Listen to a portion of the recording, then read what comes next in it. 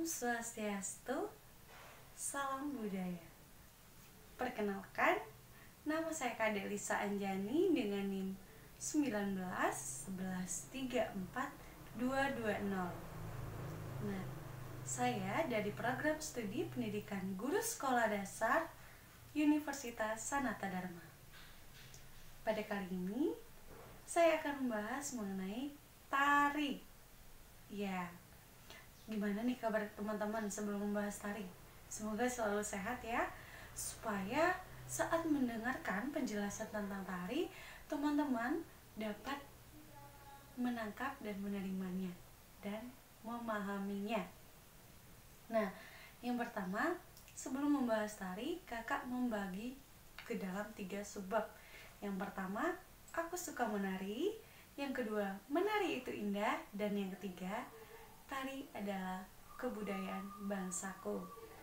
Nah, teman-teman di sini pernah lihat tari nggak sih? Tari saat pertunjukan ataupun saat acara di sekolah. Ya, teman-teman pasti sudah pernah kan melihat tari, pernah menonton tari. Nah, apakah teman-teman suka tari? Ya, tentu saja suka ya teman-teman, karena tari itu asik ya teman-teman. Nah, tari itu apa sih teman-teman?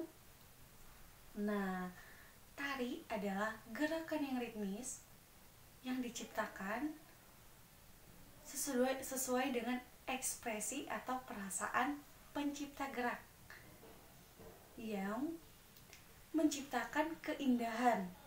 Nah, jadi tari ini gerakan tubuh yang diiringi oleh musik. Nah, pembuatan tari ini adalah hasil pengungkapan atau ekspresi perasaan pembuat. Nah, misalnya pembuat ini sedang senang. Nah, pembuat atau pencipta gerakan ini dia membuat gerakan yang menunjukkan ekspresinya senang gitu, sehingga dari beberapa ungkapan perasaannya terciptalah keindahan. Nah, itu dia tari teman-teman. Nah, tari, teman-teman pasti suka tari. Nah, kakak juga suka tari. Kakak suka menari.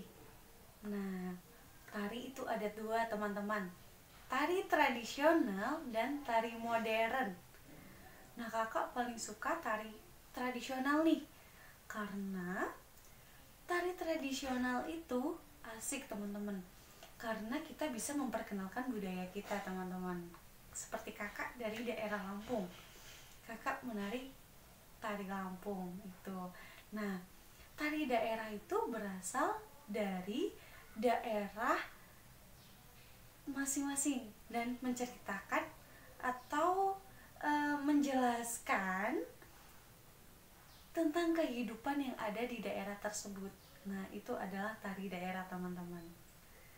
Tari modern itu adalah tari yang sudah berbaur dengan gerakan-gerakan dari barat atau menggunakan musik-musik dari luar negeri. Nah, seperti itu teman-teman.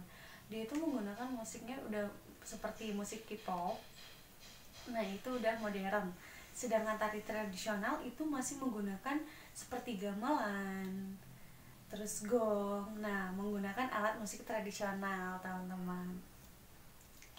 Nah, tari itu dapat menciptakan keindahan. Nah, keindahan dalam tari ini harus memiliki 3 unsur, yaitu wirasa, wiraga, dan wirama. Apa itu wiraga, wirasa, wirama? Nah, kita masuk ke dalam menari itu indah, subbab 2. Menari itu indah harus untuk menari dapat mencapai keindahan atau menciptakan keindahan itu perlu yang namanya wirasa, wirama, dan wiraga. Nah, yang pertama ada wiraga. Wiraga, seorang penari harus menguasai beberapa teknik gerak. Dan yang kedua, wirasa. Wirasa itu seorang penari harus menghayati gerakan.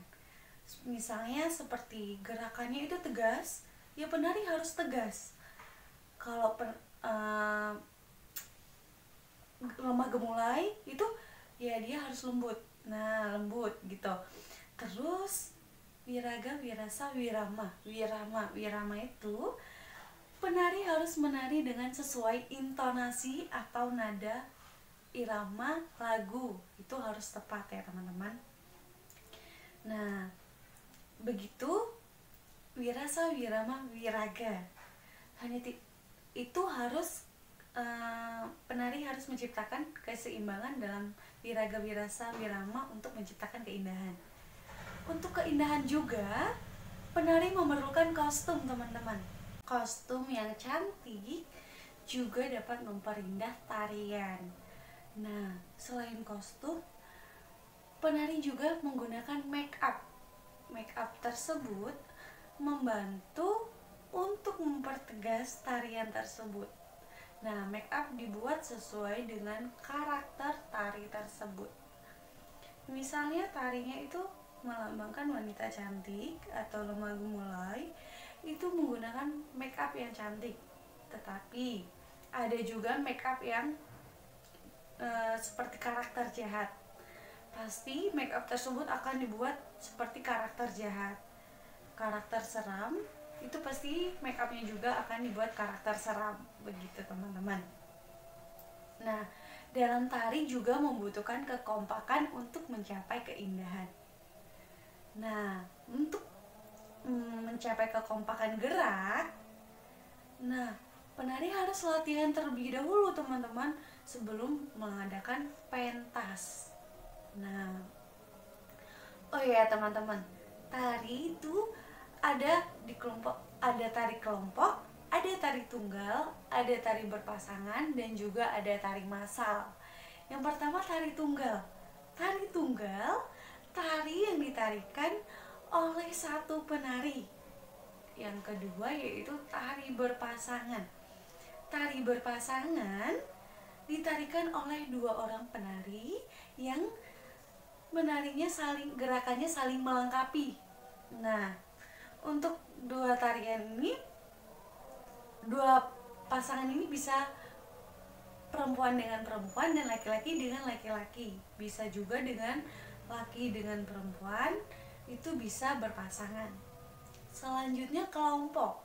Tari berkelompok biasanya ditarikan oleh 3 sampai 5 ataupun lebih penari, teman-teman. Itu bisa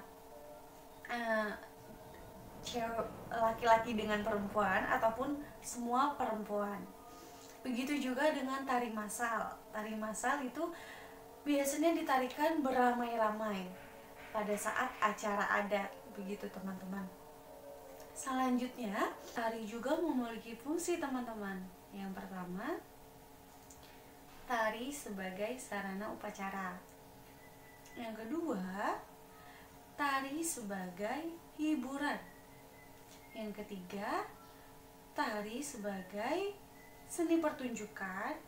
Dan yang keempat, tari sebagai media pendidikan.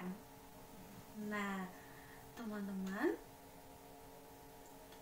tari itu dibagi juga menjadi tari imitatif, simpatetik, dan kontagius. Nah, selanjutnya kita akan membahas bab 3. Tari sebagai kebudayaan bangsaku.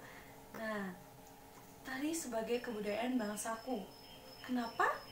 Ya, karena di Indonesia, di negara kita ini, banyak sekali tarian yang sudah ada.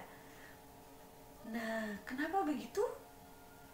Karena di Indonesia terdapat 34 provinsi, di mana setiap provinsinya memiliki beberapa tarian. Bayangin aja coba teman-teman, dari satu provinsi aja bisa punya 3 atau lebih tarian di setiap daerahnya. Nah, dikalikan teman-teman, 34 dikali 3. Wow, banyak sekali ya tarian di Indonesia ini, teman-teman. Nah, kakak akan memberikan contohnya teman-teman. Kakak kebetulan tinggal di Lampung. Di Lampung itu ada lebih dari 2 tarian teman-teman. Yang pertama tari Sige Penguntan. Tari Sige Penguntan dibawakan pada saat acara penyambutan tamu teman-teman. Yang kedua tari Malinting. Tari Malinting biasanya dibawakan pada acara adat. Yang ketiga tari Bedana. Tari Bedana ini biasanya dibawakan pada saat acara pertemuan muda-mudi, itu sebagai hiburan. Wow, banyak banget ya. Masih banyak lagi teman-teman di Lampung itu tarian-tarian lainnya. Contoh lagi seperti di Bali teman-teman. Di Bali itu ada tari kecak, ada tari Panyembrama, ada tari rejang, ada juga tari janger. Nah, itu semua tarinya memiliki fungsi berbeda-beda dan arti yang berbeda-beda teman-teman. Ada yang digunakan saat upacara, ritual upacara adat, ada yang digunakan untuk hiburan saja, dan ada juga tarian yang menceritakan tentang kejadian atau peristiwa atau kegiatan yang ada di daerah tersebut teman-teman. Nah, itu adalah tari tradisional ya teman-teman. Nah teman-teman, kakak akan menyebutkan beberapa tarian dari asal daerahnya. Yang pertama, tari kecak. Tari kecak tadi dari Bali ya teman-teman. Yang kedua, ada tari Sige Penguntan, itu dari Lampung.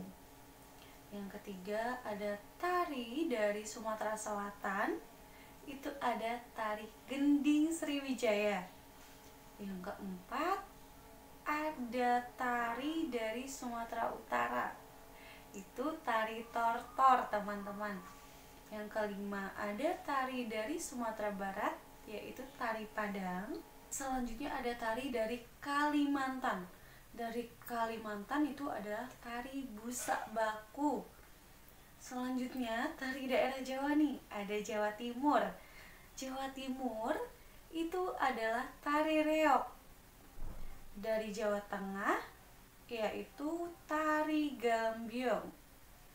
Setelah tari gambyong dari Jawa Barat yaitu tari jaipong. Tari jaipong ada lagi dari Sulawesi teman-teman, yaitu tari angin mamiri. Angin mamiri itu dari Sulawesi teman-teman. Wow, banyak banget ya teman-teman. Itu baru sebagian yang kakak sebutin dari beberapa dari ratusan tari yang ada di Indonesia. Wow, kaya sekali ya budaya di Indonesia ini. Nah, jadi tari adalah kebudayaan bangsaku. Benar gak nih teman-teman? Benar dong ya, karena di Indonesia ini banyak banget tari tradisional atau tari daerah, dan di setiap daerahnya ini memiliki beberapa tarian. Wow, seru banget ya teman-teman. Nah teman-teman, dengan menari ini kita bisa juga mencapai ke luar negeri atau ikut lomba internasional. Nah makanya teman-teman, untuk itu kalian harus latihan atau tekun mengikuti tari. Nah pertama, kita tuh kalau mau ke internasional kita harus ikut seleksi. Yang pertama, seleksi tingkat sekolah dulu teman-teman. Setelah tingkat sekolah itu kita akan seleksi tingkat provinsi, atau sebelum provinsi kita ikut seleksi tingkat kabupaten. Setelah kabupaten kita ikut seleksi tingkat provinsi teman-teman. Setelah ikut provinsi kita seleksi baru seleksi nasional. Nah seleksi nasional, internasional. Dengan menari kita bisa sampai ke luar negeri. Nah makanya itu teman-teman harus giat, yang suka menari harus giat latihan menari. Nah sekian pembahasan tadi dari kakak. Jika ada penjelasan yang kurang yang sulit untuk dipahami atau yang kurang jelas, kakak mohon maaf dan kakak undur diri. Om Swastiastu, salam budaya.